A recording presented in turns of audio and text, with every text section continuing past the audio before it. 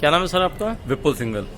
Sir Meerut मंडल association के आप महामंत्री हैं और अब जबकि पूरी तरह से लॉकडाउन उठ गया है और करीब 8 महीने बाद भी शादी ब्याह का सीज़न शुरू हुआ है, ऐसे में प्रशासन ने और सरकार की तरफ से जो पाबंदियां लगाई गई हैं शादी ब्याह पर, इसके बारे में आपका क्या कहना है?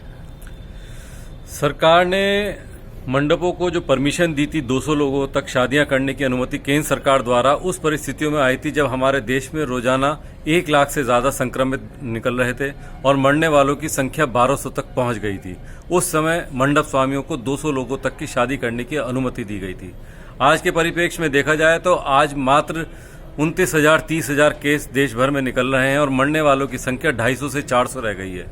हमें उम्मीद थी कि ऐसे में संख्या बढ़ाई जाने का विचार होगा, लेकिन ऐसा ना करते हुए आखिरी टाइम पर जब कार्ड बढ़ चुके हैं, बैंड बाजे बुक हो चुके हैं, शहनाई वाले बुक हो चुके हैं, कैटरर्स बुक हो चुके हैं, खाने की सारी व्यवस्था करीब करीब हो चुकी है, उसके बाद आखिरी मोमेंट पर कहा जाता है कि आपके आने वाले अतिथियों की संख्या 100 से ज़्यादा नहीं होगी। ऐसे में किस प्रकार लड़के या लड़की वाले अपने उन अतिथियों को जिनको उन्होंने कहा है आने के लिए, किस प्रकार उनको वो मना कर पाएंगे कि अब सरकार की तरफ से 100 लोगों की परमिशन है तो वो कौन से 100 लोग होंगे जिनको वो मना करेंगे और क्या उसका तरीका होगा मना करने का।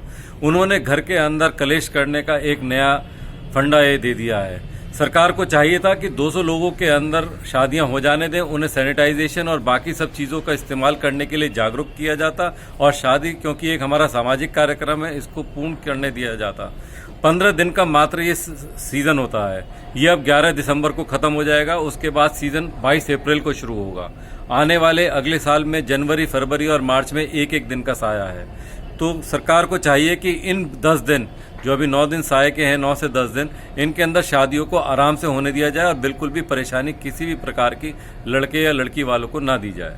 अच्छा, ये बताइए इससे क्या मंडप एसोसिएशन को या मंडप वालों को क्या नुकसान है? मंडप स्वामियों को जहां उन्होंने अपनी पूरी व्यवस्था कर रखी है, थीम डेकोरेशन करी है 200 लोगों के लिए, जिन लोगों को 200 की अनुमति मिली थी तो जायज़ सी बात है कि उन्होंने 300 से 350 अतिथि अपने यहाँ बुलाए थे। कुछ लोग शुरू में आते हैं, कुछ लोग आखिर में आते हैं। एक ही समय में 200 लोगों से ज़्यादा ना रखने का उन्होंने हिसाब बना रखा था।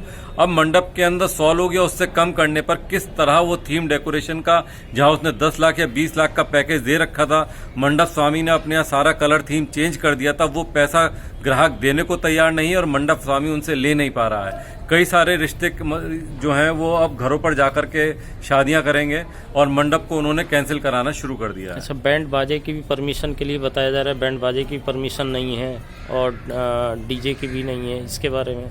बैंड बाजे डीजे की परमिशन को लेने का अभी तक शंका बनी हुई है। अधिकारी क्लियर तौर पर नहीं बता पा रहे हैं कि इनकी परमिशन है या नहीं है।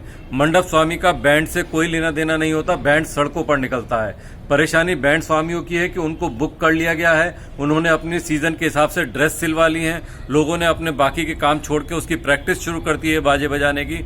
उसके उपरांत अगर उन्हें ये कहा जाए कि आप बैंड नहीं बजा सकते उस दिन, उनके ऊपर किसी प्रकार की पेनल्टी लगाई जाए तो वो गलत होगी। जो मंडप के अंदर डीजे लगाए जाते हैं उन्होंने अपने नए स्पीकर बना लिए हैं, नए डीजे बना लिए हैं, उसके बाद आखिरी समय पर उनको मना करना शायद उचित नहीं होगा। सरकार को चाहिए था कि शादियां होनी थी, उन्हें पता था, इस चीज की गाइडलाइन पहले ही निकाल देनी चाहिए थी। अब जब संक्रमण कम होता जा रहा है तो गाइडलाइंस सख्त करने का कोई मतलब नहीं होता।